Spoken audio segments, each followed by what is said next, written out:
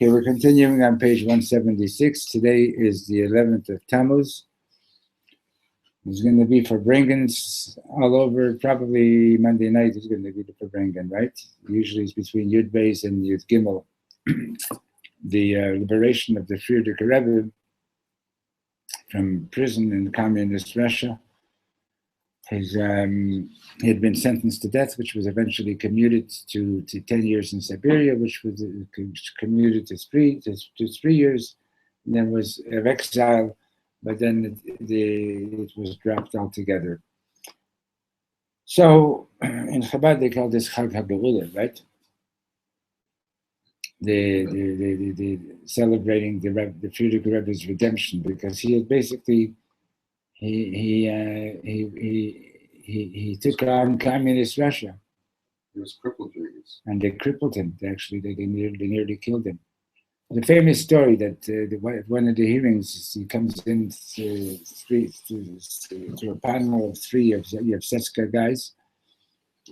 This was like the KGB unit that was run by Jews and consisted of Jews that their goal was to wipe out Yiddishkeit. So the Rebbe comes in, the Reb Friedrich Rebbe comes into to one of the hearings, and there's a gun on the table, and one of these 3 guys sees that he had no fear. So he says, if I want, I could pick up this gun and shoot you. Nobody will ask me any questions. And the Friedrich Rebbe said, somebody who has many gods and only one world to live in is afraid of that toy. Someone who has one God and 2 worlds to live in is not afraid of that toy. Okay, so we were learning here, we started learning about Tammuz and Av, and the first lesson that Reb Shlomo gave was a teaching from Reb Nachman. You got to learn how to walk and how to stand. You need to know how to fall and how to get back up, and you need to know that even when you're falling, that Hashem is always there with you. And therefore, even when you're falling, you should be b'simcha. Okay, and then Reb Shlomo went down to start, this is what we're in the middle of. He says that our connection every year is getting closer and closer. Our connection with the Torah keeps on getting closer and closer. Every year when we're reading the Parsha, we're seeing new insights that haven't been seen before. And all this form that we have are just like a very small fraction of the Divrei Torah that were said over the years. So then Reb Shlomo says that when did we really get the Torah? When Moshe Rabbeinu came down from Har Sinai and he said that we were making the golden calf, or that we made the golden calf, he broke the Luchot. Then afterwards, he went back up to Shemayim and he brought us the second set of Luchot. So till the golden calf, all we had was the five books of the Torah. But since the breaking of the Luchot, we have Torah Sheba'al Peh, we have all the oral Torah, and Why is that? In other words, we got so much more Torah because as a result of the whole geschäft with the golden calf, we realized how much we needed Torah, and we yearned for it so much more. And because we yearned for it so much more, therefore we got so much more Torah, right? And the yearning is such an important thing. So we're towards the bottom of 176. Mahi Torah Shebal Peh.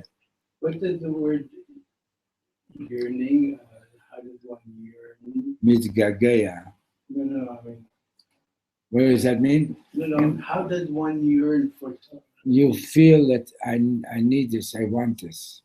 And I can't live without it. And I can't live without it, right? Like somebody's thirsty. Like the Mishnah says in p.3 in Pirkei Avos, right? You have to be a gathering place for the scholars. And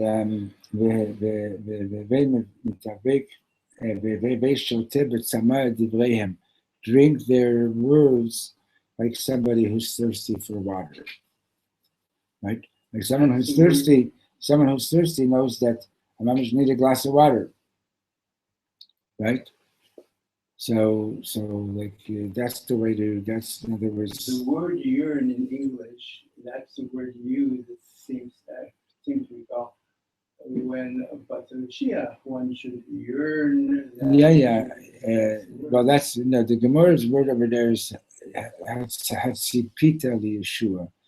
Did you look forward to? Did you always keep that in your eyes, in your vision? Waiting and looking forward to the coming of Mashiach, right? So, my Torah Shebal Peh, what is oral Torah?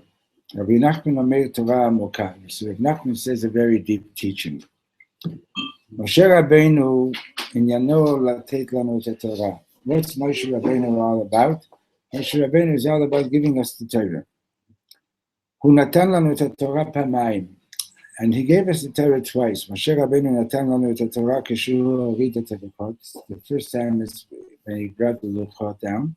Moshe Rabbeinu natan lanu et Torah kishu shavar et luchot. And then he gave us the Torah when he broke the luchot. Right, so twice. Gewalt Torah Amukah. This is such a deep teaching. Hu natan lanu et luchot hashvurim. He gave us the broken tablets. Kayadua, as is known, בבית המקדש, הלוחות השבורים והלוחות השלמים נמצאים יחד. In the Holy Ark, there are both the complete luchot and the broken ones. So he otat Torah, it's the same Torah. אי אפשר לדעת אחת בלי השנייה. You can't know one without the other. Meaning to say what?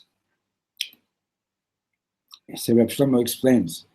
אני רוצה שתדעו חברים, I want you to know my friends, שללמוד גמרא, to learn Gemara, ein parusho שיושבים ולומדים, page 177, שיושבים ולומדים ומבינים מה כתוב. Learning Gemara doesn't mean that you're sitting and learning and understanding what's written. הרי אם אתה מבין, because if you actually think that you understand it, סימן שלא הבנת, that is a sign that you didn't understand it. אתה צריך קודם לעבור דרך הלוחות השבורים. In order to really get it, you first have to go through the broken luchot. Yes. כידוע, as is known, הגמרא אומרת שהזמן המסוגל ללמוד גמרא הוא בעיקר בלילה. The Gemara says that the best time to learn Gemara is at night. אין הכוונה שצריך לכבות את האור ולהדליק נרות בלבד. And it doesn't mean to say that turn off the lights and put on the candles. אלא שצריך לעבור דרך הלילה. It means that you have to go through the darkness, you have to go through the night. כי הגמרא הרבה יותר עמוקה, because the Gemara is so much deeper. Right, and remember, Michal, I told you the story about this guy, Oppenheimer, the mathematician who was in charge of the Manhattan Project. So, there's a one of the parables that Reb Nachman always used to relate is the parable about somebody who's looking for something at night under the street lamp, he's looking for something in the mud. So somebody passes by and says, "What are you looking for?" He says, "I lost a gem." So he says, "Can I help you?" So he says, "Yes, please." So he says, "Well, let's start like this. Where did you lose it?" So he says, "Well, I lost it over there." And he points it. Well, that's it over there. So he says, well, then why are you looking over here? Because over here there's a lamp. Over there is dark. Right, so you got to look for something where you lost it. Now, what's really interesting is that this Oppenheimer, this big math genius, he apparently was giving a talk and he quoted this mashal, and he said science is like a big light, and it illuminates a significant part of our world. However, if you're looking for God, you got to go look for him in the dark. You're not going to find him under the light of science, at least at that time. Now science is already a lot different too, but the idea is that where do you find Hashem?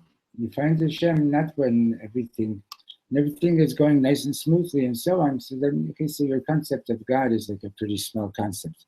But it's to find Hashem in the night, that's much harder. I think at night, there's a certain humbleness that comes at nighttime when there's no light and you have to look for something. When you're out in the forest and your flashlight is out for a second, all of a sudden there's this gripping fear. But there's a certain humbleness. We move slower. We don't walk with that confidence. And when we learn Gemara, sometimes we breeze through it and we think we have it shut. Right. And just on a simple intellectual level, approach it with respect, with humility. With humility, and at night, and say, from what I'm reading, I think this is what's going on, and hopefully we'll come to light. But it's the night of, that has a certain humility in how we approach it. Right. And the realization that I don't see it all, right? Okay. Page 178. Chibur el haneshama vus. Or you don't know it all. You realize that you don't, yeah. So, connecting with the soul. Chaverim, lo maspik shani yodea ma la'aseh ba'olam hazeh. It's not enough that I know what to do in this world. Ani yodea hakol, and I know everything. Ani yodea ech le'echol b'mazleg, I know how to eat with a fork. Ani yodea ech lishmor Shabbat, I know how to keep Shabbos. Ani yodea ech lahagid shalom, how to say hello. ואני יודע איך להגיד להתראות, and how to say see you. אני יודע את מספר הטלפון שלי, ואני יודע היכן אני גר, ואני יודע את מספר החשבון שלי בבנק. I know my telephone, my address, my bank account number. כל זה יפה מאוד, it's all very nice, אבל אני צריך יותר מזה, I need more than that. אני צריך שכל זה יהיה קשור עם למעלה. I need all this to be connected with above, with the heavens. If it's not connected to the supernal abode, so then Zemate is basically not alive. Rat race. So it's a rat race, but it's dead, right? So you win the race. Okay, now you can get your ice cream. You're still a rat. Right? How does one connect all of this? How does one connect all of this with Lamala? How do you connect Olam Hazeh with Lamala? Oh. We're connecting everything with, in other words, the idea is that to realize that why are we here in this world, right? So if you meditate and you do his bindiness and deep meditation, and you do it frequently, and you start meditating on what's the real reality. We spoke about it yesterday, Shadashudis also, right? We speak about the Sfirot, right? You've heard it about the Sfirot, right? The 10 Sfirot, Chesed, word. Yes. So the Alter Rebbe explains in Tanya, in Perek Yud of Sha'ar Yichud V'Emunah, that you have to sort of be careful when you're talking about these things. As a matter of fact, I was told that the Zohar begins with the pasuk, Elohei, which pasuk is it? It's Lo sasem iti Elohei chesed Elohei zahav. Don't make any gods silver or gold with me. And the Zohar begins either with that pasuk or with Lo Yelechu Elohim Acherim. And the reason that it begins with that verse, that you should be careful of not making anything idolatrous, is because the Zohar basically is the Mekubalim. They wrote down into words the best that they could do to convey things that they had experienced in their meditations in Avodas Hashem. Now the problem when you write something into words is that the words also have a form, and you can start thinking like, oh, it's exactly like this, it's exactly like that. No, the words are basically parables, and parables you have to understand. Very often, like people make the mistake of taking the parables in a literal way, when in fact the parables are sort of just illustrating a certain aspect of what you're trying to get at. And so when we speak about the Sfirot, right? So in Posach Eliyahu, which the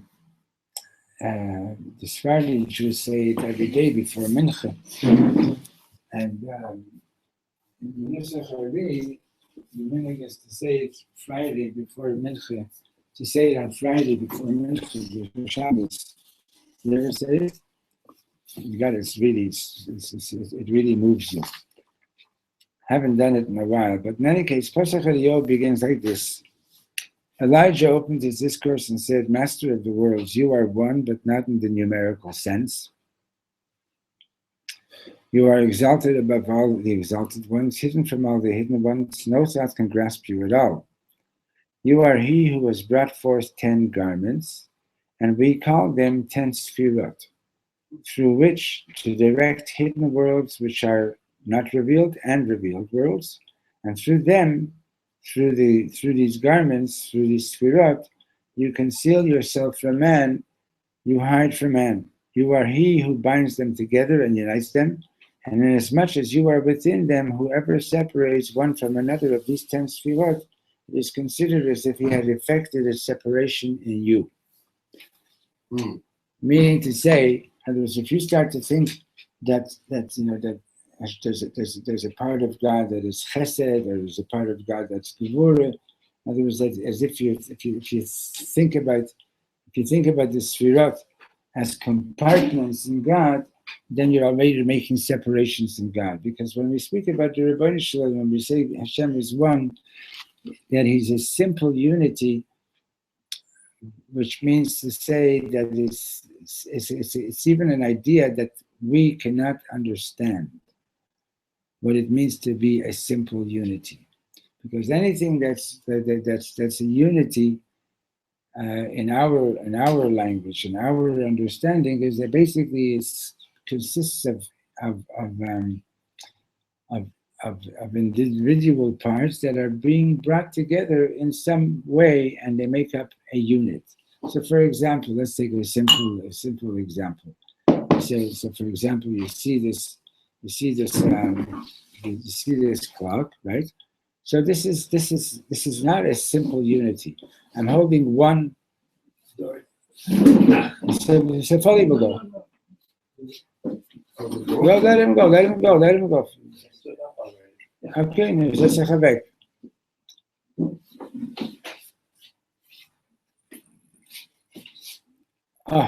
Turn it around the other way, completely. Yeah, sorry.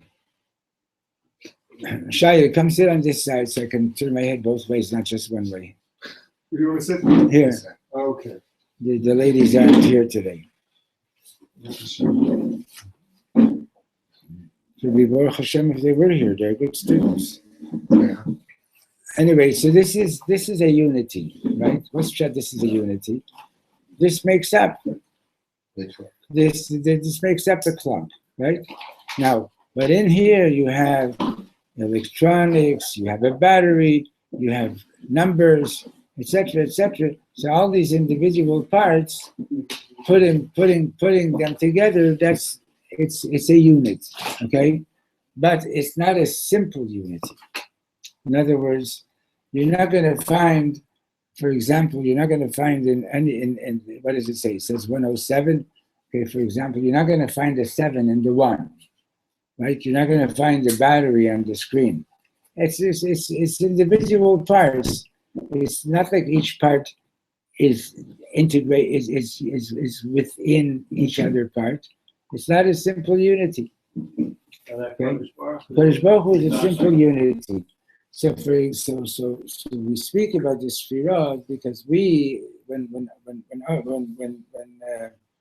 Cheskel saw the vision of the chariot, and he saw in the chariot, he saw the image of this man. So that which is referred to as Adam HaElyon, the supernal man. So what he saw was some kind of a being that consists of 10 sfirot, 10 energies, right? And the whole thing about talking about the sfirot is a way, it's like these are garments in which Hashem manifests himself to us, okay? But they are not 10 separate things. To us, it looks like 10 separate compartments, but in Hashem, it's a simple unity. Now, the Alter Rebbe explains in Perek Yud of Shar Yichud V'Emunah that we're given permission to speak about these things using various terminology so that we can have some understanding of that which we really don't understand. So we have to realize that whatever you understand, and you could be a big Kabbalist, you have to remember that whatever you don't understand is far greater than what you do understand. Now, so the Alter Rebbe says that we're given permission to use, the Mekabolim use the parable of light. So here's two words. There's Or, light, and there's Ma'or, is the source of the light, right? So now, what you see, the light that you see around you right now is all sunlight, right? Correct? Now, millions and millions of rays of sunlight. Orot. And these orot, where do they come from? They come from the Ma'or, they come from the luminary. Now imagine you trace a ray of light, travel with it in reverse back to its source, back to the luminary. Now once you get back to the luminary, in the luminary itself, in the Ma'or, is the ray of light there? Not anymore. It's not there. It left. It's not that it left. It's coming from there. It's not that it left. It's not a ray of light. It's not an individual item anymore. It's possible that it came from a long time ago, many billions of light years ago, that luminary no longer exists by the time it comes to us. Yeah. But let's not. Excuse me. Let's stick with the parable that we're working with. Okay. It's simple in a room. We have the sun, a light, and it's the light that's cast by it. When it's back in the light bulb, it's not a ray of light. They just let's stick with this. The sun, the rays of sunlight come from the sun. Are in the sun, are there separate rays of light? No. Over there, it's a simple unity. It's a unity. Understand? So that's the luminary. That's the Ma'or. Okay. So Hashem is manifesting himself through this Sfirot, but within Hashem, there is no division of Sfirot. Okay, that's the point. Okay? It's in our limited human consciousness that we perceive it that way. Correct. Okay.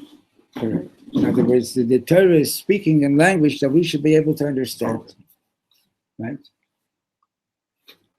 Okay.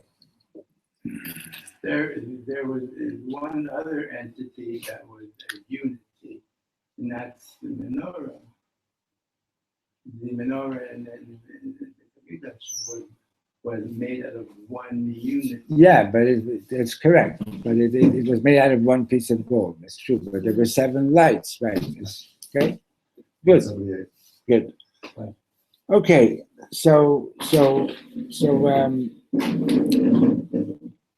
what Reb Shlomo was saying over here was that everything in this world is emanating from Lamaila, from above. Okay? If it's not connected with Lamaila, if it's not connected with above, right? So then what is it? It's not alive. It's not alive, right? Now, like yesterday, you were here when I was talking at Shalashudis, David? Yeah? Yes, were you able to hear? I was here, but I think I missed. Yeah. So for example, Rav Fink was talking with me the other week. He said, "What's a great book? A great book is a book that every time you read it, you learn something new in it, right? What's great music?" He says, if there's a piece of music you heard it once and you have no interest in hearing it again, you're just hearing the same thing again. It's not great music. Right. Okay, that's his definition of great music. Is that every time you hear it, there's something new, right? Yeah. There's something deeper. So why am I saying this? The thing is like this, that if you're eating or if you're using the phone or if you're doing anything in this world and if it's not connected to above, so it's like it's not alive. Rav Stein, once Rav Stein will say, in Rosh Hashanah and Yom Kippur, we say, L'chaim v'loy la moves, right? Remember that? What does la moves mean? Usually, you would say li. L'chaim, you don't say l'chaim, you say l'chaim with a shva underneath. L'chaim v'loy la moves. That's what you would normally do grammatically, right? But all these words have a pasach under it, okay? So he explained that the pasuk underneath means not. L'chaim v'loy lamoves means to life and not to not being dead. For example, a chicken, right? A chicken that you just shechted, it still runs around, but it's not alive. It's still running around. You understand? A lot of us spend a lot of time in this world like a chicken without a head. We're running around. You understand? Is it alive? No, it's not alive. This is life, but if you're connected to the Maila, if you're connected above, then it's alive. Okay? And that's what I was saying yesterday. You heard it when I was telling the story about the Negan with that wrestler. I told you heard that story? Yeah. Yeah? You heard, you were here. Who said the part with the Lamavis? Reb Shlomo also explained that. It's grammatically. I didn't hear that story. Yeah, you've heard it, but I'll tell it again. I was in a theater workshop, and we had to introduce ourselves again and again and again to the group.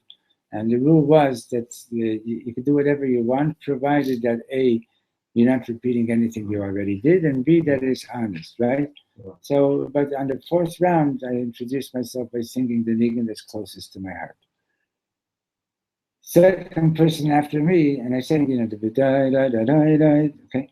So the second person after me, who we already found out was a 35-year-old professional wrestler from Argentina, was the head of Mama's red hair and flaming red hair.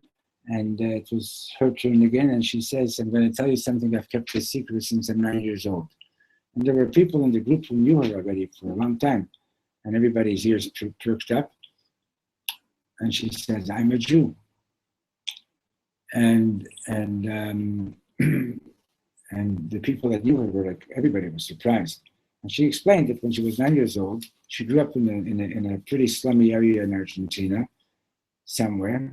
And she never knew anything what it means to be a Jew. She knew that she was a Jew, but whenever she would hear the word Jew being used, it was always in the negative, in the pejorative. So she decided at age 9, she's never going to tell anyone that she's a Jew. And she says when she heard the nigun, first time in her life that she felt proud to be Jewish. Now, what is it about the nigun that made her feel proud to be a Jew? Why when she heard Beethoven, didn't she get up and say, "I'm proud to be a Jew"? What is it about the nigun? Is it the nigun itself? No, it's not the nigun itself. And you're going to be meichel me, and you'll either agree with me, David, or not. But it's the way Shlomo sang the nigun. It's that the nigun was just the garment. What was really happening is that he was connecting you. He was opening the door for everybody to connect with Ma'ala, to connect above.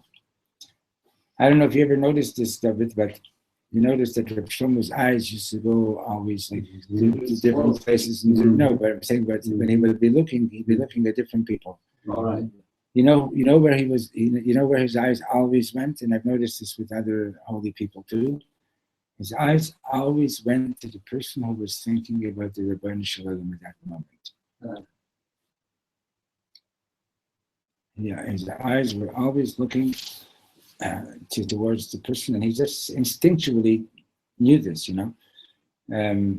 Once the first time I met Rav Steinsaltz, he was doing a Shabbat in the shul in Montreal, and he said something, and I had noticed that when Judy would hear something like really connecting, she would sort of like let a little sigh out, and every time that she did that, there was a lot of people there. His eyes immediately went to her, and you weren't at Fabrengens with the Rebbe. The same thing was by that also. Huh? Yeah. The Rebbe also, the Rebbe always, his eyes went exactly where they needed to be at that moment, So, huh? Sebastian, we don't see or hear anything that we're not supposed to. It's all intended for us, and as a tzaddik, right. We're connected to him on a soul level when we're lining up. That's what he's there for. That's where it goes. Right. Why do you say where it's needed?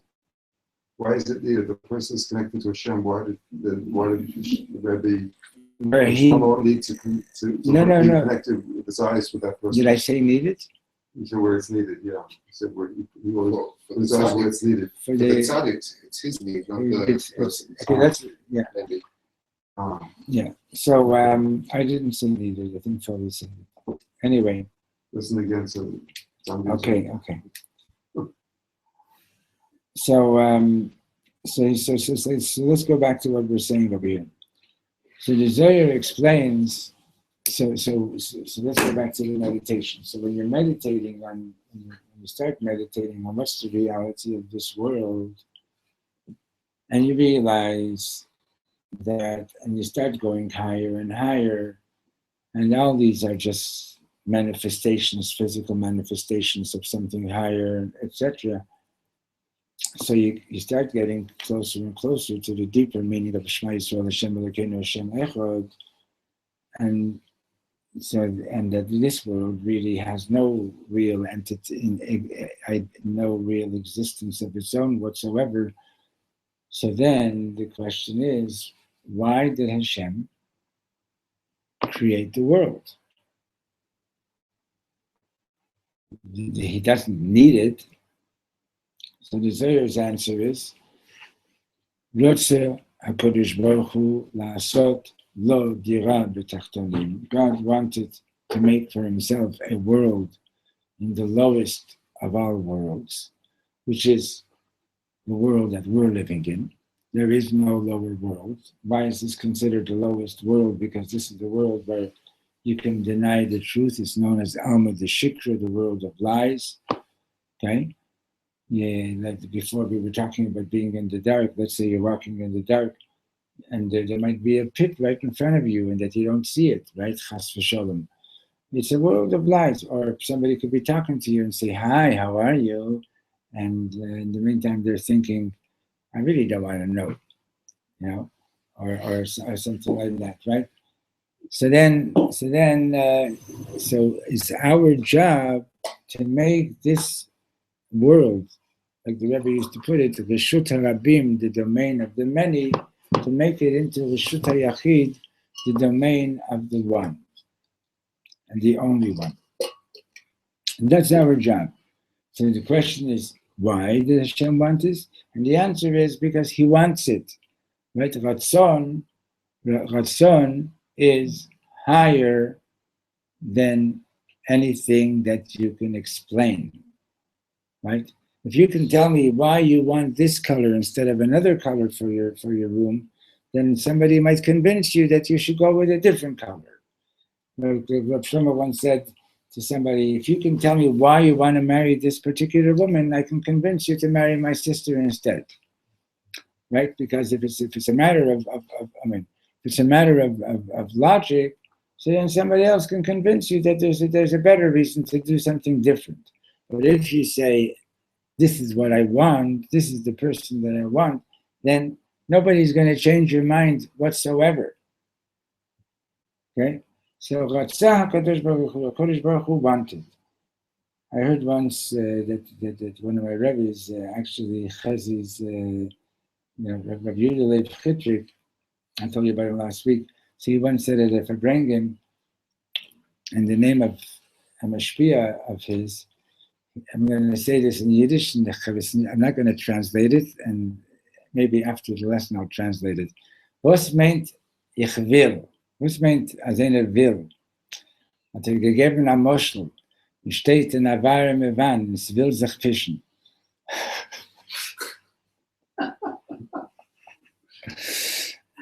Now you know what it means, ich will?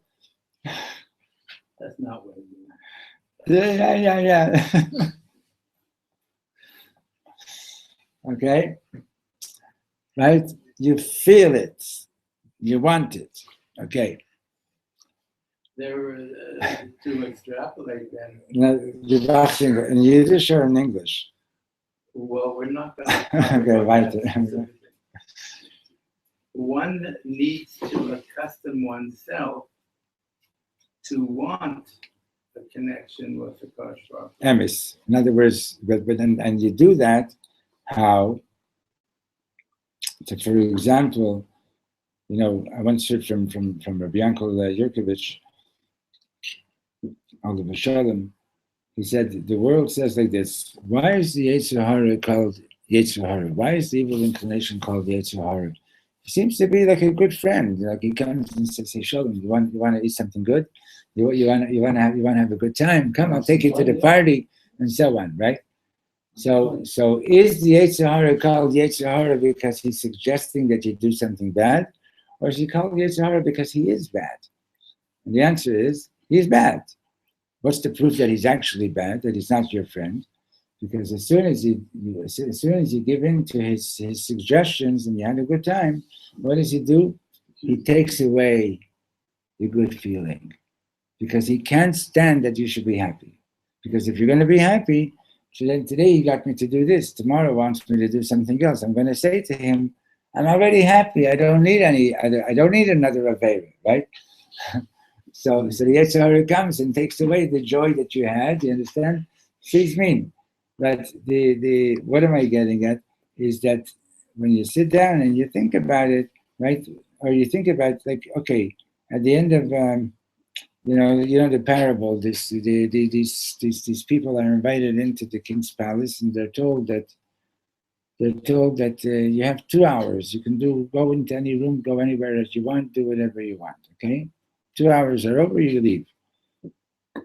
So they come in and they see, wow, like they see this amazing game room with a swimming pool and with this and with that and with that, and they start playing, and this is awesome, like and treats and snacks and this and that and so on, and then all of a sudden the bell rings, the 2 hours are over, out, right? So what did you get from it? Did you connect with the king? No. Right? You played the whole time, right? Understand? Same thing with this world. Is we're here for a certain amount of time. You have a chance to gather as many mitzvahs as you can, and in the meantime, there's all these distractions that are here, and we start playing with this distraction and that one and so on and so on. I just read this morning that hundreds of people came to stare at nothing in this little pond in Central Park, because there's this new game called Go Pokemon or something like that. You heard about it? It's Cell phone Mishigas. It's a cell phone Mishigas where it's a game where you got to look for these characters, but if you put it on your cell phone, they start hiding in wherever in real life situations. So there was a Pokemon character hiding in this pond, and hundreds of people came to the pond because they were all playing the same game. You understand? They were trying to, in any case, Mishigas. Okay? So you're looking for things and you're looking for things and you're running after this, you're running after that. And at the end it comes time to move on. And so what are you taking with you? The money you don't take with you, right? The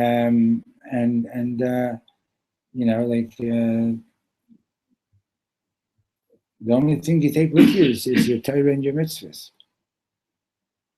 You know, you remember the story with Reichman, with the socks? Yeah. Yeah, he left it in his will. It's a true story, by the way. Yeah, I know. He left it in his will that one of the Reichman, yeah. left it in his will that he has a certain pair of socks. It's his favorite pair of socks, and he wants to be buried in them. Right. So when he was nifter, they opened up the will, and the children saw that he wants to be buried in these socks. So they went to the Chevra Kaddish and they said, "Please put these socks on our father." And they said, "No way, we can't do that. It's not up to halacha." So they went to the Rabbanim and they said, "You know, he gave so much tzedakah," and it's true. He was a big about tzedakah. And they said, "Nothing doing. You know, we're not doing it." So they buried him as he was, right? So then 30 days later, when they opened up the will for the Yerusha, so it starts off with a paragraph saying, "I imagine that you buried me without my socks. And I wanted you to know that when you leave this world, you can't even take your socks with you." Oh, wow. Huh? Huge story. And you can't even take your socks with you. You understand? In other words, the only thing that you take with you is your Torah and your mitzvahs. And you know, if you saw what was it called, that movie?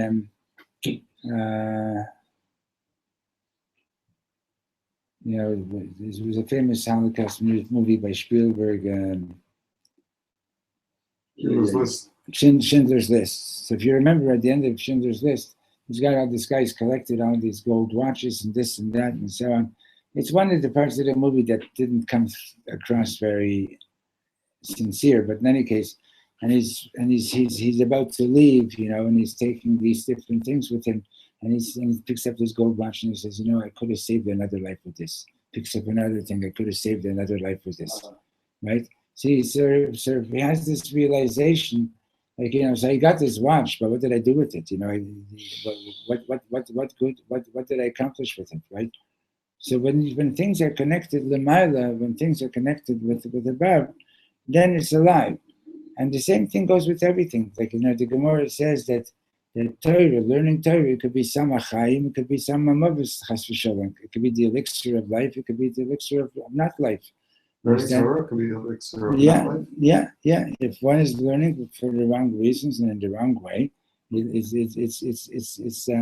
it's totally dangerous, you know. And it's like, for example, electricity is an amazingly good thing. You're not careful with it, it'll kill you. Right?